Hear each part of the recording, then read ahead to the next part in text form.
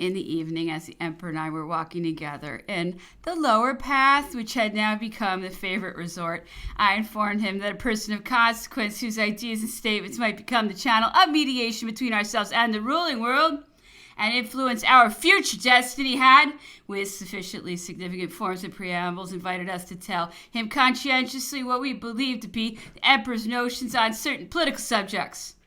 Whether he had granted his last constitution with the intention of maintaining it, whether he had sincerely abandoned his former plans as to the great empire, whether he would consent to leave England in the enjoyment of her maritime supremacy without envying her the tranquil possession of India, whether he would be willing to renounce the colonies and to purchase colonial goods from the English alone at the regular market price, whether he would not form an alliance with the Americans in case of their rupture with England, whether he would consent to the existence of a great kingdom of Germany for the branch of the English royal family, which must immediately forfeit the throne of Great Britain on the accession of the Princess Charlotte of Wales, or in default of Germany, whether he would consent to the establishment of that dominion in Portugal, in case England should conclude arrangements to that effect at the court of Brazil.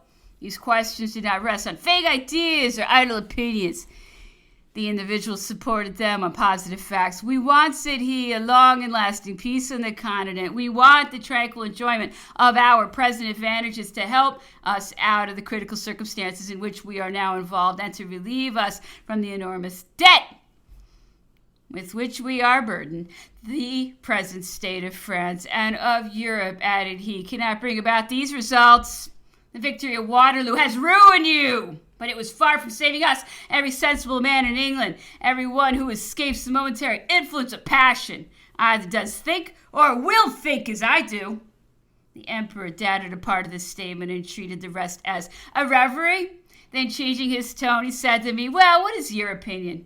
"Come, sir, you are now in the Council of State." "Sire," I replied, "people often indulged in reveries on the most serious subjects, and our being imprisoned at St. Helena does not hinder us from composing romances. Here then is one. Why not form a political marriage between the two nations, in which the one would bring the army as a dowry and the other the navy? This will doubtless appear an absurd idea in the eyes of the vulgar, and will perhaps be thought too bold by well-informed people, because it is entirely novel and out of the usual routine. But it is one of those unforeseen, luminous, and useful creations of plans which characterize your majesty. You alone can cause it to be listened to and carried into effect. Going even beyond the ideas of our English interlocutor, I said, would not your majesty give tomorrow, if you could, the whole French navy to purchase Belgium and the Bank of the Rhine? Would you not give 150 millions to purchase tens of thousands of millions? Besides, such a bargain would procure to both nations at once the object for which they have been wrangling and fighting for so many years. It would reduce both countries to the necessity of mutually assisting each other instead of maintaining perpetual enmity. Would it be nothing for France that her merchants in the English colonies should henceforward be on the footing of Englishmen, and thus secure, without striking a blow, the enjoyment of the trade of the whole world?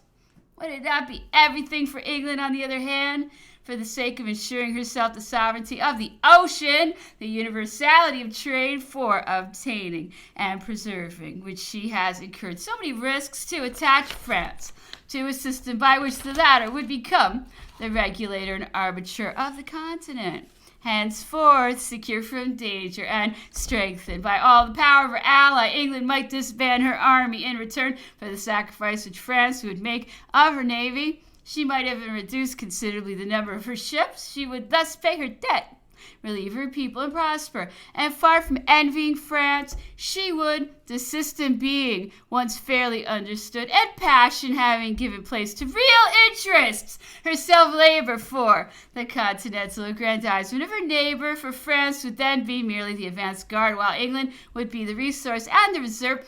Unity of legislation between the two nations, their common interests, results so visibly advantageous, would make amends for all the obstacles and difficulties which the passions of rulers might oppose to the fulfillment of this plan.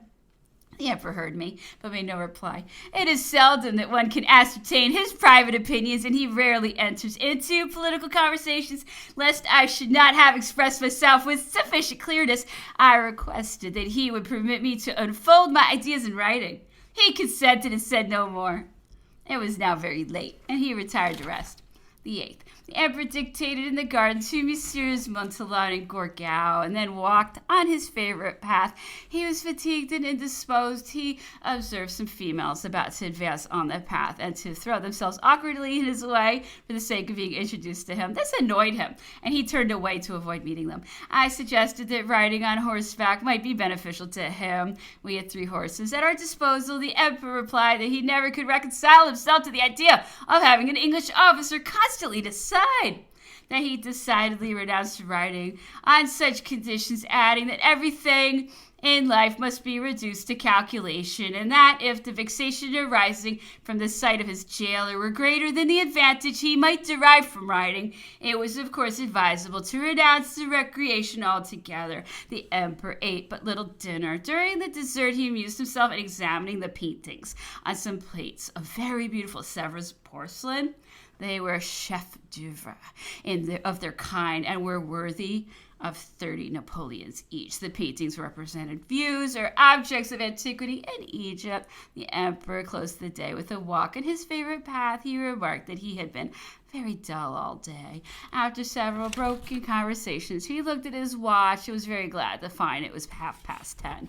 The weather was delicious, and the emperor insensibly recovered his usual spirits. He complained of his constitution, which, though vigorous, occasionally exposed him to fits of indisposition.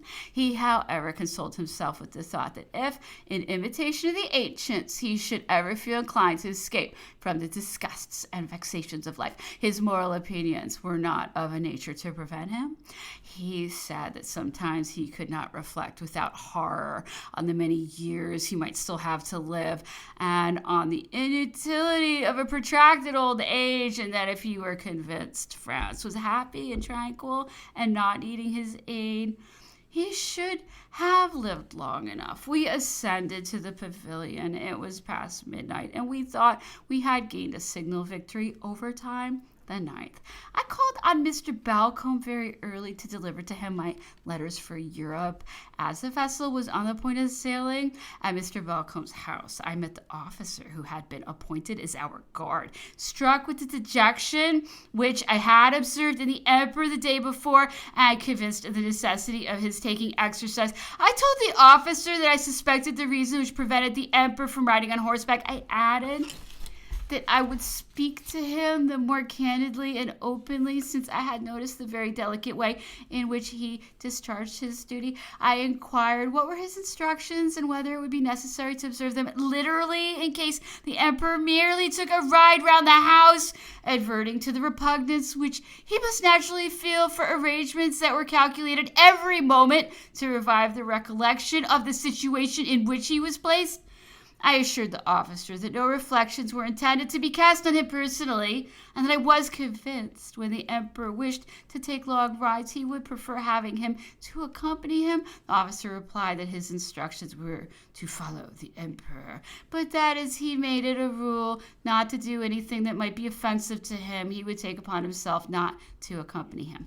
At breakfast, I communicated to the emperor the conversation I had had with the captain. He replied that it was all well meant on the captain's part, but that he should not avail himself of the indulgence, as it was not conformable with his sentiments to enjoy an advantage which might be the means of compromising an officer. This determination was very fortunate. When I went to Mr. Balcombe's in the evening, the captain took me aside to inform me that he had been to the town in the course of the day to speak with the admiral respecting our morning's conversation, and that he had been enjoined to abide by his instructions.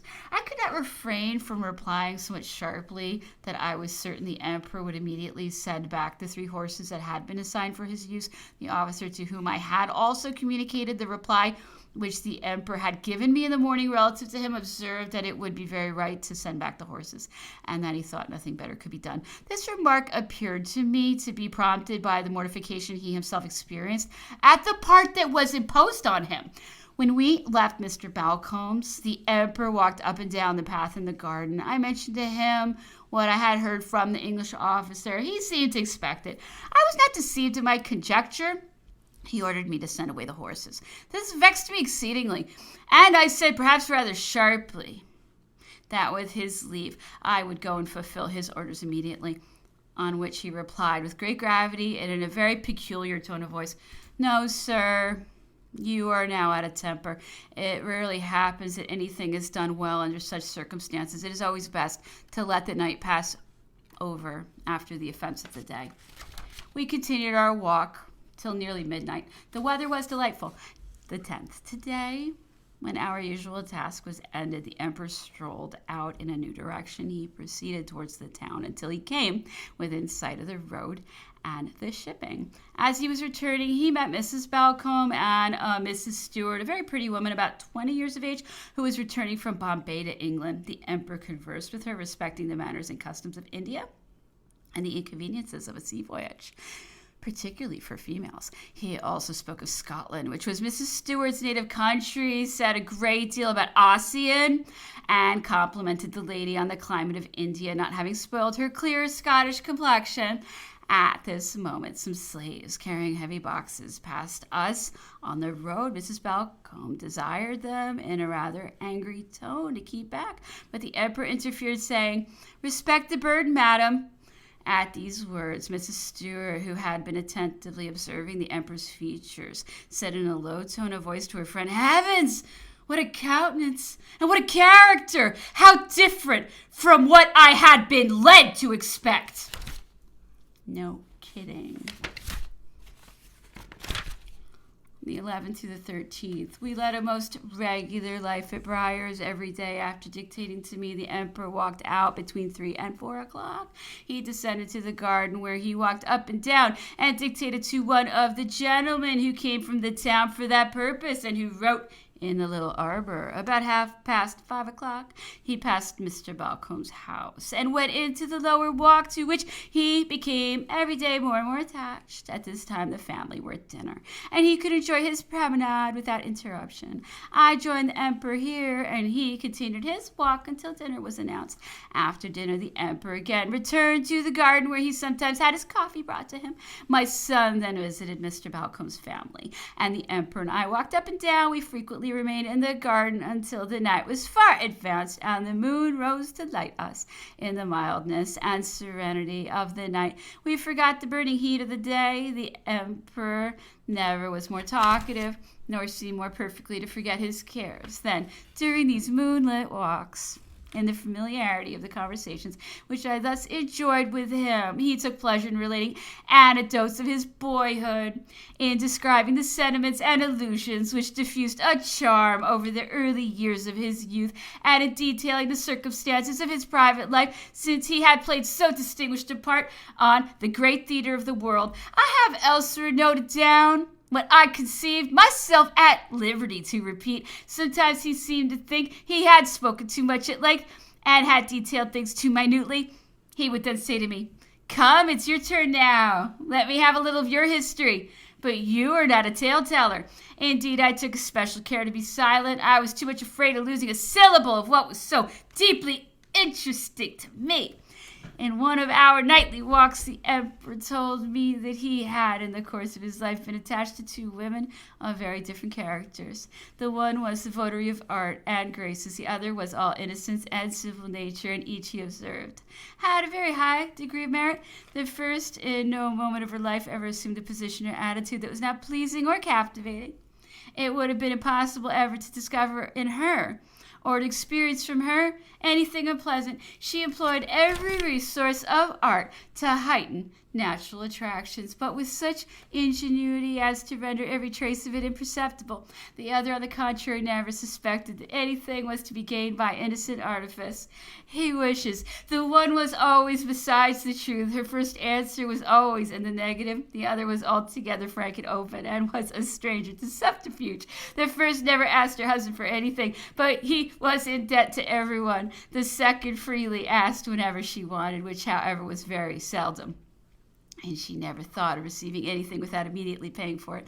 Both were amiable and gentle in disposition and strongly attached to their husband, but it must already having guessed who they are, and those who have ever seen them will not fail to recognize the two empresses. The emperor declared that he had uniformly experienced from both the great equality of temper and a most implicit obedience. The marriage of Maria Louisa was consummated at Fontainebleau immediately after her arrival. The emperor, setting aside all the etiquette that had previously been arranged, went to meet her, and in disguise got into her carriage. She was agreeably surprised when she discovered him.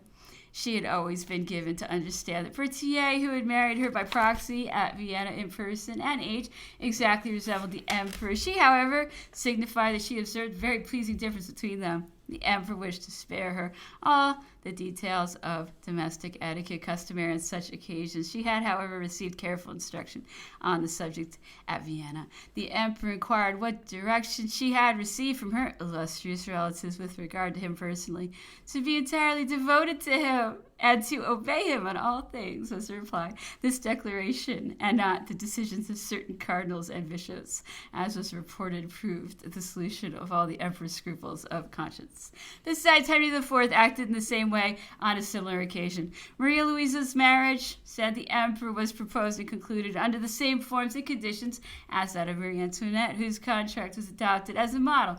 After the separation from Josephine, negotiations were entered into with the Emperor of Russia for the purpose of soliciting the hand of one of his sisters, and difficulties rested merely on the settling of certain points relative to religion. Prince Eugene, conversing with Monsieur de Schwarzenberg, learned that the Emperor of Austria would not object to a union between Napoleon and his daughter, and this information was communicated to the emperor. A council was convoked to decide whether an alliance with Russia or Austria would be most advantageous. Eugene and Talleyrand were for the Austrian alliance, and Cambacérès against it. The majority were in favor of an archduchess. Eugene was appointed to make the official overture, and the Minister for Foreign Affairs was empowered to sign it that very day if an opportunity should present itself, which proved to be the case.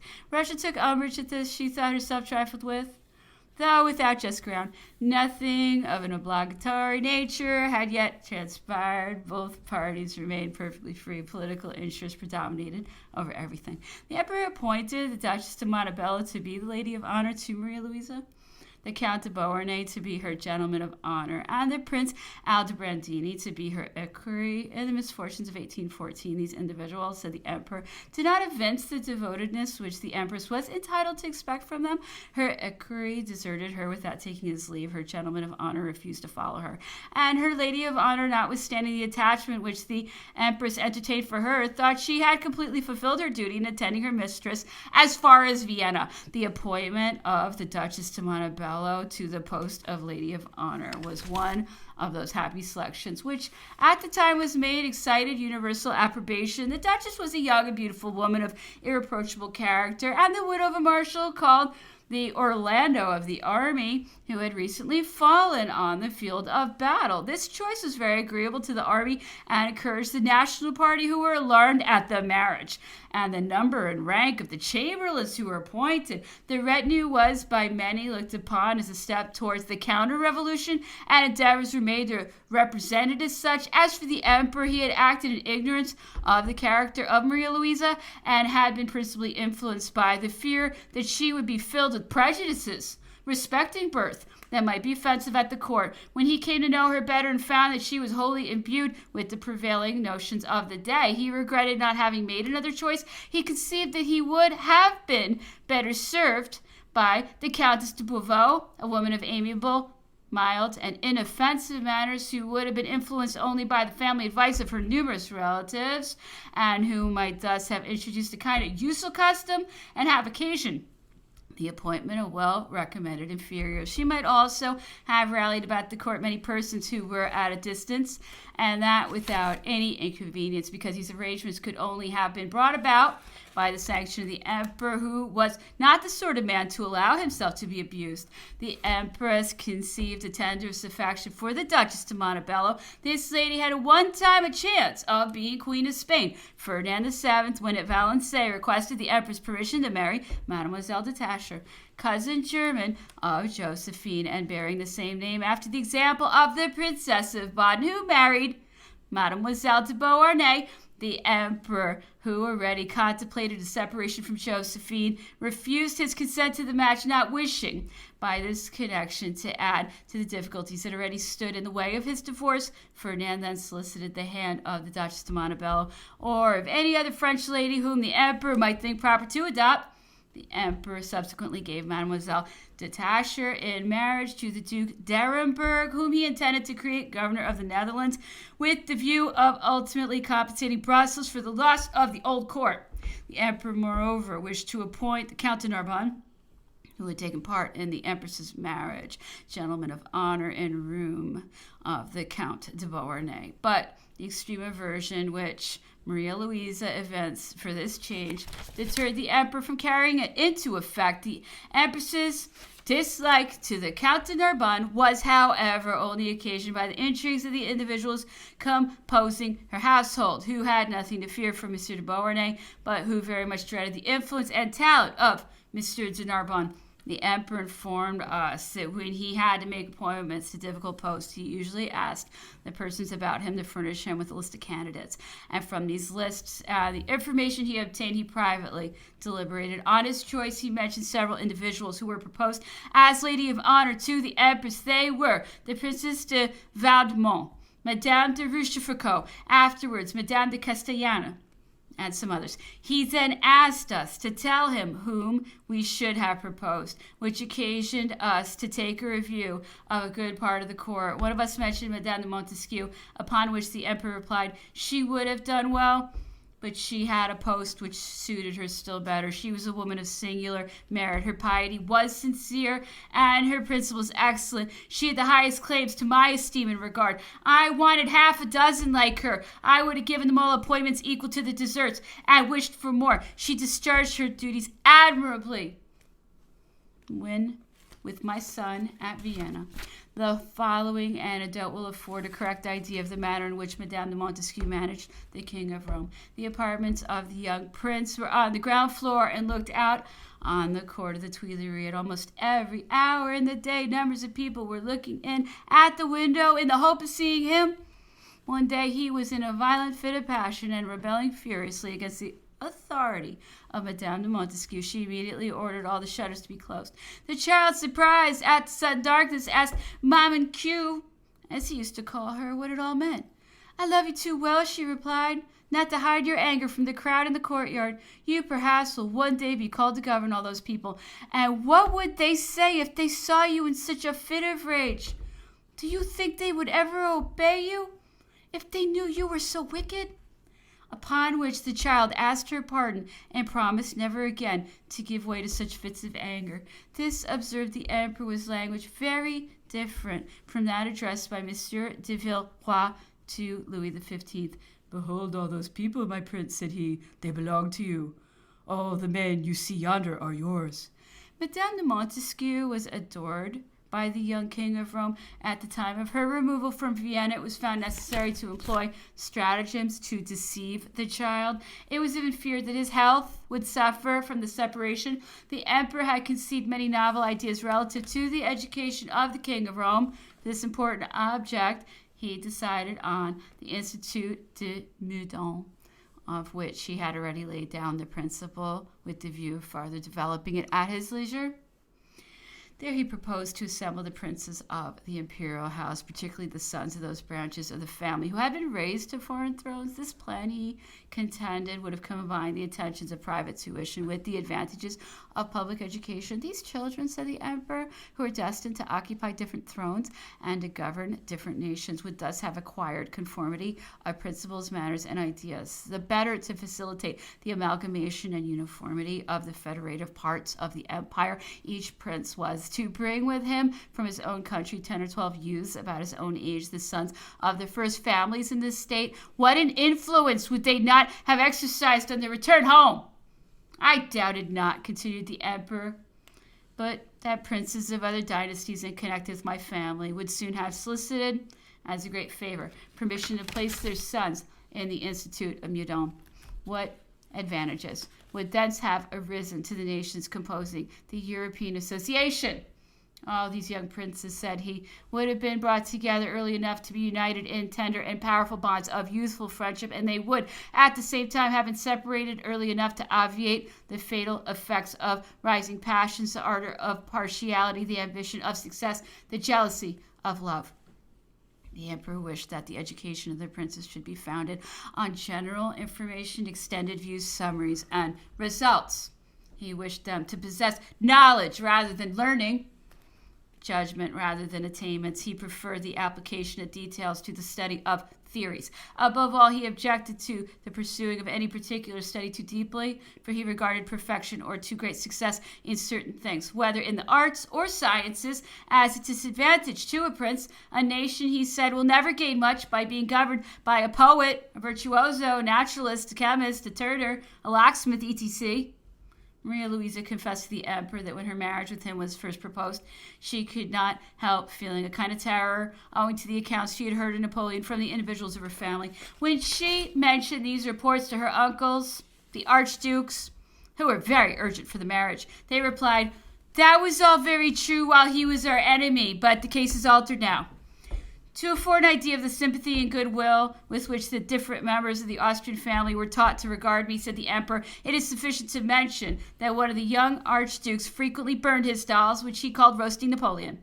He afterwards declared that he would not roast me anymore, for he loved me very much, because I had given his sister Louisa plenty of money to buy him playthings. Since my return to Europe, I have had an opportunity of ascertaining the sentiments entertained by the House of Austria towards Napoleon. In Germany, a person of distinction informed me that having had a private audience of the Emperor Francis during his tour of Italy in 1816, the conversation turned on Napoleon. Francis spoke of him in the most respectful terms.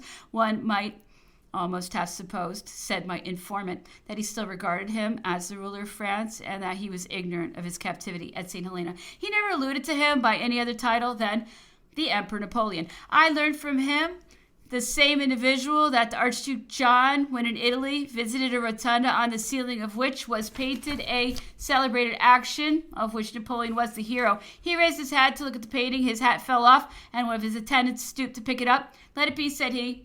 It is thus that the man who is there portrayed should be contemplated. Now that I am on this subject, I will note down a few particulars which I collected in Germany since my return to Europe, and mark the degree of credit to which they are entitled. I may mention that I obtained them from individuals holding high diplomatic posts. Everyone knows that these members of diplomatic corps form amongst themselves a sort of family, a kind of Freemasonry, and that their sources of information are of the most authentic kind. The Empress Maria Louisa complained that when she quitted France, M. de Talleyrand reserved to himself the honor of demanding from her the restitution of the crown jewels and ascertaining whether they had been restored with the most scrupulous exactness. In 1814, during the disasters of France, many tempting and brilliant proposals were made to Prince Eugene. An Austrian general offered him the crown of Italy in the name of the Allies on condition of joining them. This offer afterwards came from a still higher quarter and was several times repeated. During the reign of the emperor, there had been some idea of raising the prince to a throne, and those of Portugal, Naples, and Poland were thought of.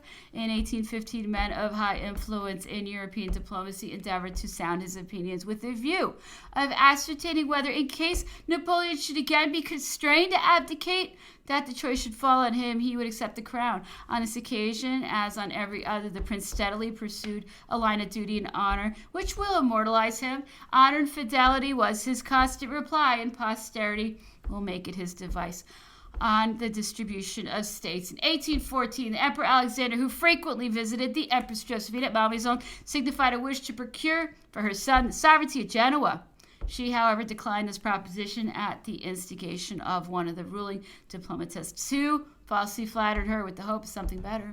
At the Congress of Vienna, the Emperor Alexander, who honored Prince Eugene with particular marks of favor, insisted that he should be made the sovereign of at least 300,000 subjects. He testified the sincerest friendship for him, and they were every day seen walking about together, arm in arm. The landing at Cannes put a period, if not to the sentiment, at least to the manifestation of it, and changed the political interests of the Emperor of Russia. The Austrian government even entertained the idea of seizing the person of Prince Prince Eugene and sending him a prisoner to a fortress in Hungary. But the King of Bavaria, his father-in-law in dignity, represented to the Emperor of Austria that Eugene had gone to Vienna under his protection and guarantee, and that they should not be violated. Thus, Eugene remained free on his own private parole and that of the king, his father-in-law. So late as 1814, gold 20 and 40 franc pieces were struck at Milan with the head of Napoleon and the date of 1814, either for motives of economy or some other cause. No new die has yet been engraved. After the fall of Napoleon, Alexander on several occasions manifested a marked and decided dislike to him. In 1815, he was the promoter of every second crusade against Napoleon. He directed every hostile measure with the utmost degree of animosity and seemed to make it almost a personal affair, alleging as the cause of his aversion that he had been deceived and trifled with. If this tardy resentment was not a mere pretense, there is every reason to believe that it was stirred up by an old confidant of Napoleon, who in private conversation had artfully wounded the vanity of Alexander by statements, true or false, of the private opinion of Napoleon with regard to his illustrious friend. In 1814, there appeared reason to believe that Alexander would not be averse to see young Napoleon placed on the throne of France. After the emperor's second abdication, he seemed far less favorably disposed to the continuance of Napoleon's dynasty. In the Second Crusade, the Emperor Alexander marched at the head of innumerable forces. He was heard to declare at that period that the war might last for 3 years, but that Napoleon would nevertheless be subdued in the end. On the first intelligence of the Battle of Fleurus, the chiefs of all the Russian columns immediately received orders to halt, while all the Austrian and Bavarian corps instantly turned off with the view of detaching themselves and forming a separate force. Had the Congress of Vienna been broken up on the 20th of March, it is almost certain that the crusade would not have been renewed, and had Napoleon been victorious at Waterloo, it is also tolerably certain that the crusade would have been dissolved. The news of Napoleon's landing at Cannes was a thunderbolt to the French plenipotentiary at Vienna. He indeed drew up the famous declaration of the 13th of March, and virulent as it is, the first draft was still more so.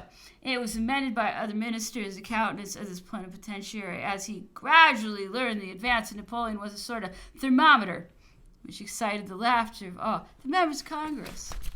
Austria soon knew the real state of affairs. Her couriers informed her admirably well of all that was passing. The members of the French legation alone were involved in doubt. They were still circulating a magnanimous letter from the king to the other sovereigns, informing them that he was resolved to die at the Tuileries, when it was already known that Louis had left the capital and was on his way to the frontier. A member of the Congress and Lord Wellington, in a confidential conversation with the members of the French legation, with the map in their hands, assigned the 20th and the 21st for Napoleon's entrance into Paris. As Emperor Francis received the official publications from Grenoble and Lyon, he regularly forwarded them to Schönbrunn, to Maria Louisa, to whom they afforded extreme joy. It is very true that at a somewhat later period, an idea was entertained of seizing young Napoleon in order to convey him to France. The French plenipotentiary at length quitted Vienna and proceeded to Frankfurt and Wiesbaden, whence he could more conveniently negotiate either with Ghent or Paris. Never was a time-serving courier thrown into greater embarrassment and anxiety. The ardor with which he had been inspired on receiving the intelligence of Napoleon's landing at Cannes was very much abated when he heard of the emperor's arrival at Paris, and he entered into an understanding with Fouché that the latter should be his guarantee, with Napoleon pledging himself, on the other hand, to be Fouché's guarantee with the Bourbons. There is good ground for believing that the offers made by this plenipotentiary to the new sovereign went very great lengths indeed, but Napoleon indignantly rejected them, lest, as he said, he should degrade his policy too far. In 1814, before M. de Talleyrand declared himself for the Bourbons, he was for the Regency, in which, however, he himself wished to play the principal part. Events fatal to the Napoleon dynasty prevented this moment of uncertainty from being turned to good account. Everything tends to prove that the result which was at that period adopted was far from being agreeable to the intentions of Austria. That power was duped, betrayed, or at least carried by assault. The fatality attending the military movements was such that the Allies entered Paris without the concurrence of the Austrian cabinet. Alexander's famous declaration against Napoleon Bonaparte and his family was also made without the Austrian power being consulted, and the Comte d'Artois only entered France by contriving to slip in secretly in spite of the orders at the Austrian headquarters, where he had been refused passports. It appears that Austria, on the retreat from Moscow, exerted sincere efforts in London for negotiating a peace with Napoleon, but the influence of the Russian cabinet was all-powerful in London, and no proposals for peace were listened to. The armistice of Dresden then arrived, and Austria declared for war. During this interval, the Austrian minister in London could never obtain a hearing. He, however, remained for a considerable time in the English capital and did not leave it until the Allies had reached the heart of France. And Lord Castlereagh hinted at the possibility for a moment that the heroic success of Napoleon might render negotiations indispensable. If this minister had not previously been sent to London, he would have been destined for Paris, and their probably influence might have been brought about a turn of negotiations different from those which arose during his absence between the Tuileries and Vienna. In the height of the crisis, he found himself detained in England as if by force. In his impatience to reach the grand center of negotiations, he quitted his post and proceeded to Holland, braving a violent tempest. No sooner had he arrived on the theater of events than he fell into the hands of Napoleon at Saint-Dizier. But the fate of France was then decided. Though the fact was not yet known at the French headquarters, Alexander was entering Paris. The Austrian minister in London exerted every endeavor to procure a passport to enable him to join his sovereign by passing through Calais and Paris, but in vain. The circumstance, whether accidental or premeditated, was another fatality. But for this disappointment, the Austrian minister would have reached Paris before the Allies would have joined Maria Theresa. Louisa would have defeated the last projects of Monsieur de Talleyrand and would have altogether produced new combinations. Opinion was divided in the Austrian cabinet. One party was for the union of France, the other for the alliance with Russia. Intrigue or chance decided in favor of Russia, and Austria from that moment was merely led on. The 14th. The coffee that was served at our breakfast this morning was better than usual. It was even good. The emperor expressed himself pleased with it. Some moments after, he observed, placing his hand on his stomach, that he felt the benefit of it. It would be difficult to express what were my feelings on hearing this simple remark. The emperor, by thus appreciating so trivial an enjoyment, contrary to his custom, unconsciously proved to me the effect of all the privations he had suffered, but of which he had never complained. When we returned from our evening walk, the emperor read to me a chapter on the provisional consuls, which he had dictated to Monsieur de Montholon. Having finished reading, the emperor took a piece of ribbon and began to tie together the loose sheets of paper. It was late. The silence of night prevailed around us. My reflections were on that day of a melancholy cast. I gazed on the emperor. I looked at those hands which had wielded so many scepters, and which were now tranquilly, and perhaps not without some degree of pleasure, occupied in the humble task of tying together a few sheets of paper. On these sheets, indeed, were traced events that will never be forgotten, portraits that will decide the judgment of posterity. It is the book of life, or death, to many whose names are recorded in it. These were the reflections that passed in my mind. And the emperor, thought I, reads to me what he writes. He familiarly converses with me, asks my opinion, and I freely give it. After all, I am not to be pitied in my exile at St. Helena. The 15th. Immediately after dinner, the emperor walked in his favorite path. He had his coffee carried down to him in the garden, and he drank it. As he walked about, the conversation turned on love. I must have made some very fine and sentimental remarks on this important subject, for the emperor laughed at what he styled my prattle, and said that he understood none of my romantic verbiage. Then, speaking with an air of levity, he wished to make me believe that he was better acquainted with sensations than sentiments. I made free to remark that he was trying to be thought worse than he was described to be in the authentic but very secret accounts that were circulated about the palace. And what was said of me, resumed he with an air of gaiety. Sire, replied, it is understood that when in the summit of your power you suffered yourself to be bound in the chains of love, that you became a hero of romance, that fired by an unexpected resistance you conceived an attachment for a lady in private life, that you wrote her above a dozen love letters, and that her power over you prevailed so far as to compel you to disguise yourself and to visit her secretly and alone at her own residence in the heart of Paris. And how came this to be known? Said he, smiling, which of course amounted to an admission of the fact. And it was doubtless added, continued he, that was the most imprudent act of my whole life. For had my mistress proved treacherous, what might not have been my fate, alone and disguised in the circumstance in which I was placed amidst the snares with which I was surrounded? But what more is said of me? Sire, it is affirmed that your majesty's posterity is not confined to the king of Rome. The secret chronicle states that he has 2 elder brothers, one the offspring of a fair foreigner whom you loved in a distant country, the other the fruit of a connection near at hand in the bosom of your own capital. It was asserted that both had been conveyed to Malmaison before our departure, the one brought by his mother and the other introduced by his tutor, and they were described to be the living portraits of their father. The emperor laughed much at the extent of my information, as he termed it, and being now in a merry vein, he began to take a frank retrospect of his early years, relating many of the love affairs and numerous adventures in which he had been engaged. I omit the first.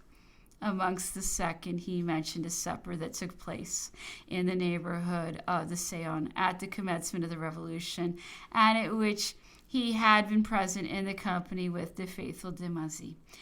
He described the whole with the utmost pleasantry. He had got himself, he observed, into a wasp's nest, where his patriotic eloquence had to contend strenuously against the contrary doctrines of the other guests, and had nearly brought him into some serious scrape.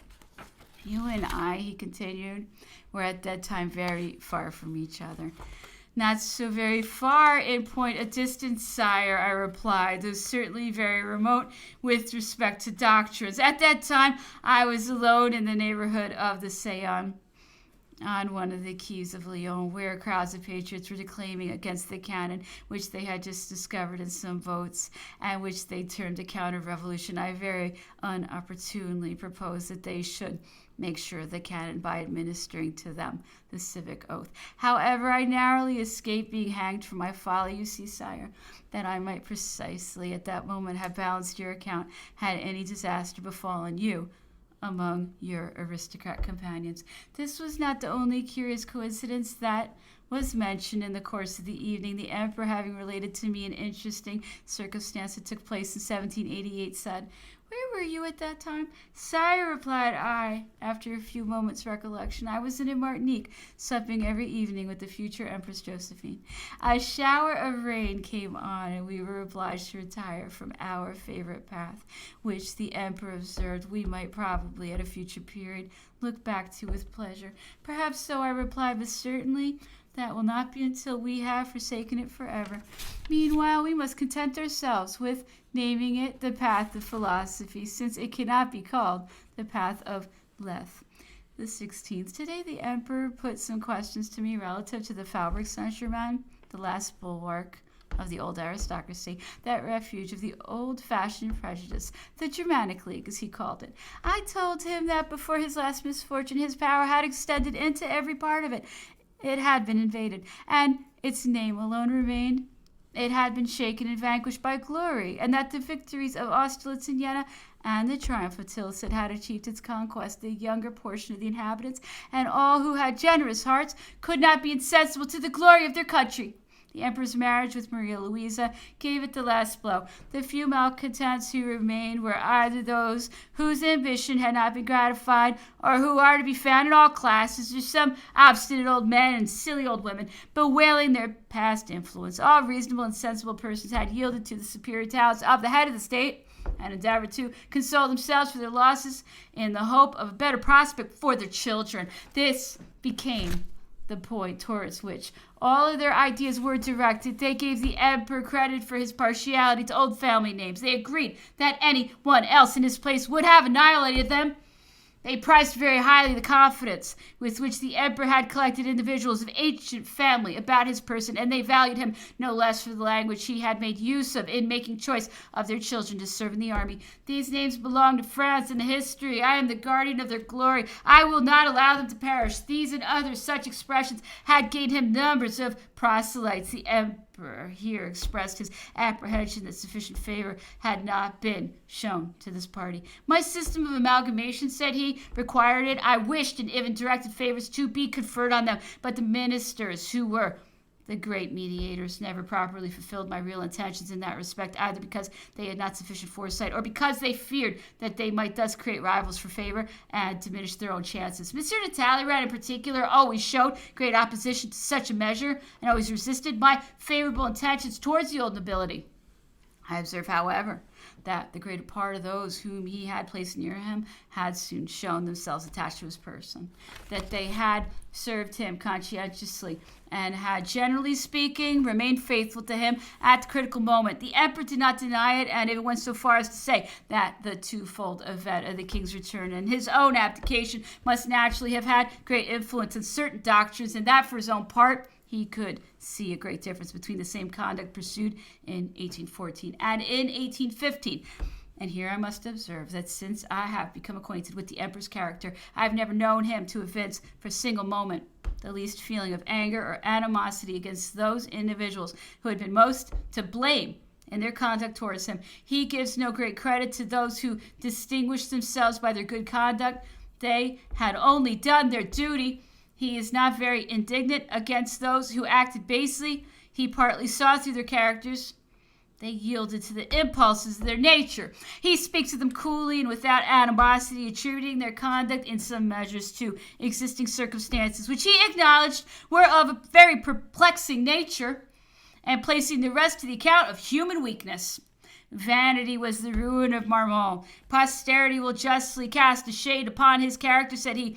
Yet his heart will be more valued than the memory of his career. The conduct of Augereau was the result of his want of information and the baseness of those who surrounded him, that of Berthier, of his want of spirit, his absolute nullity of character. I remarked that the latter had let slip the best and easiest opportunity of rendering himself for the ever illustrious by frankly making his submission to the king and entreating his majesty's permission to withdraw from the world, and mourn in solitude the fate of him who had honored him with the title of his companion in arms and had called him his friend. Yes, said the emperor, even this step, simple as it was beyond his power. His talents, his understanding, said I, had always been a subject of doubt with us. Your Majesty's choice, your confidence, your great attachment surprised us exceedingly. To say the truth, replied the emperor, Berthier was not without talent, and I am far from wishing to disavow his merit or my partiality for him, but his talent and merit were special and technical beyond a limited point. He had no mind whatever. And when he was so undecided, I observed that he was notwithstanding full of pretensions and pride in his conduct towards us. Do you think, then, that title of favorite stands for nothing? Said the emperor. I added that he was very harsh and overbearing. And what, said he, my dear Las Casas, is more overbearing than weakness, which feels itself protected by strength? Look at women, for example. Berthier accompanied the emperor in his carriage during his campaigns. As they drove along, the emperor would examine the order book and the report of the positions whence he formed his resolutions, adopted his plans, and arranged the necessary movements. Berthier noted down his directions, and at the first stations they came to, or during the first moments allotted to rest, whether by night or by day, he made out in his turn all the orders and individual details with admirable regularity, precision, and dispatch. This was the kind of duty at which he showed himself always ready and indefatigable. This was the special merit of Berthier, said the emperor. It was most valuable to me. No other talent could have made up for the want of it. I now return to notice some characteristic traits of the emperor. He invariably speaks with perfect coolness, without passion, without prejudice, and without resentment of the events and the persons connected with his life. It is evident that he would be capable of becoming the ally of his most cruel enemy and of living with the man who had done him the greatest wrong. He speaks of his past history as if it had occurred 3 centuries ago. In his recitals and his observations, he speaks the language of past ages. He's like a spirit discoursing in the Elysian fields. His conversations are true dialogues of the dead. He speaks of himself as a third person, noticing the emperor's actions, pointing out the faults with which history may reproach him, and analyzing the reasons and the motives which might be alleged in his justification. He never can excuse himself, he says, by throwing blame on others, since he never followed any but his own decision. He may complain at the worst of false informations, but never bad counsel. He had surrounded himself with the best possible advisors, but he had always adhered to his own opinion, and he was far from repenting of having done so. It is, said he, the indecision and anarchy of agents which produce anarchy and feebleness in results. In order to form a just opinion respecting the faults produced by the sole personal decision of the emperor, it will be necessary to throw into the scale the great actions which he would have been prevented from performing, and the other faults which he would have been induced to commit by those very counsels which he is blamed for not having followed. In viewing the complicated circumstances of his fall, he looks upon things so much in a mass and from so high a point that individuals escape his notice. He never evinces the least symptom of virulence towards those of whom it might be supposed he has the greatest reason to complain, his greatest mark of reprobation, and I have frequent occasion to notice it, is to preserve silence with respect to them whenever they are mentioned in his presence. But how often has he not been heard to restrain the violence and less reserved expressions of those about him? You are not acquainted with men, he has said to us. They are difficult to comprehend if one wishes to be strictly just. Can they understand or explain even their own characters? Almost all those who abandoned me would, had I continued to be prosperous, never perhaps have dreamed of their own defection. There are vices and virtues which depend on circumstances. Our last trials were beyond all human strength. Besides, I was forsaken rather than betrayed. There was more of weakness than perfidy around me. It was the denial of St. Peter. Tears and repentance are probably at hand. And where will you find in the page of history anyone possessing a greater number of friends and partisans? Who was ever more popular and more beloved? Who was ever more ardently and deeply regretted? Here from this very rock, on viewing the present disorders in France, who would not be tempted to say that I still reign there?